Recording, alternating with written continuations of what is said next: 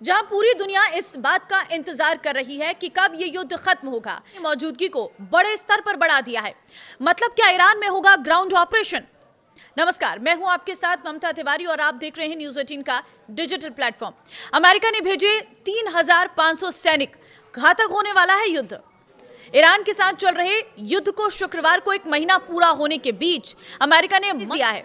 जानकारी आ रही है सामने कि अमेरिका ने क्षेत्र में 3500 से अधिक सैनिक तैनात किए गए हैं और हालत लगातार बिगड़ते जा रही है। अमेरिकी सेंट्रल कमांड CENTCOM ने पुष्टि की है कि आधुनिक युद्धपोत USS त्रिपोली अपने निर्धारित ऑपरेशनल जोन में पहुंच चुका है, जिसमें लगभग 2500 मरीन सैनिक सवार हैं।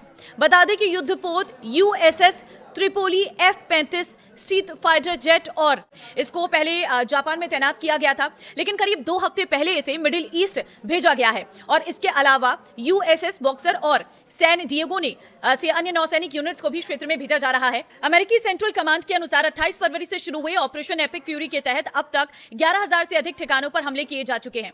इससे साफ है कि लड़ाई बड़े स्तर पर चल रही है और इस बीच तनाव तब और बढ़ गया जब ईरान ने सऊदी अरब के प्रिंस सुल्तान एयरबेस पर बैलिस्टिक मिसाइल और ड्रोन से हमला किया। इस हमले में कम से कम 100 अमेरिकी सैनिक घायल हुए हैं। अमेरिकी विदेश मंत्री मार्को रूबियो ने कहा है कि अमेरिका बिना जमीनी सैनिक उतारे अपने लक्ष्य हासिल करना चाहता है। हालांकि उन्होंने यह भी कहा है कि राष्ट्रपति डोनाल्ड ट्रंप को बदलते हालात के लिए तैयार रहना होगा। वहीं अब हालात और जटिल हो गए हैं जब यमन के हुती विद्रोहियों ने भी इस संघर्ष में एंट्री कर ली है।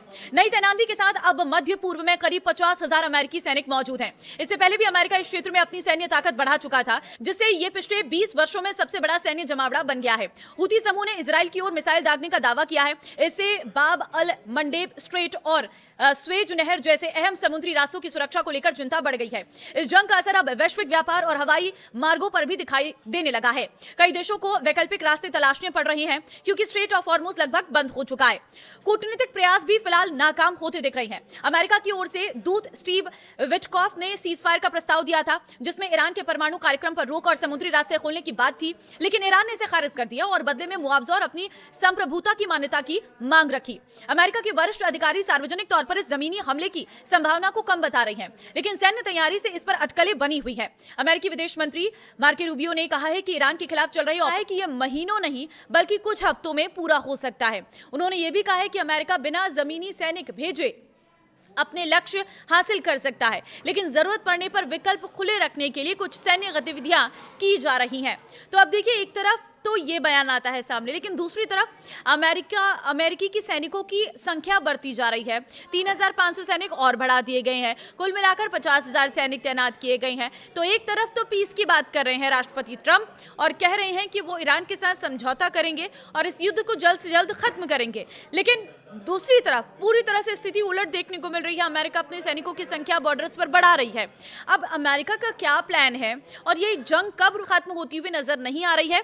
धमाके पर धमाके लगातार जारी है, मिसाइलों से हमले लगातार किए जा रहे हैं और अभी भी जंग कहां जाकर रुकेगी ये कहना बहुत मुश्किल नजर आ रहा है। तो फिलहाल आपको क्या लगता है कि अमेरिका को कौन से इनिशिएटिव उठाने चाहिए कि ये जंग रुक सके? मुझे कमेंट में अपनी राय जरूर दें। नमस्कार।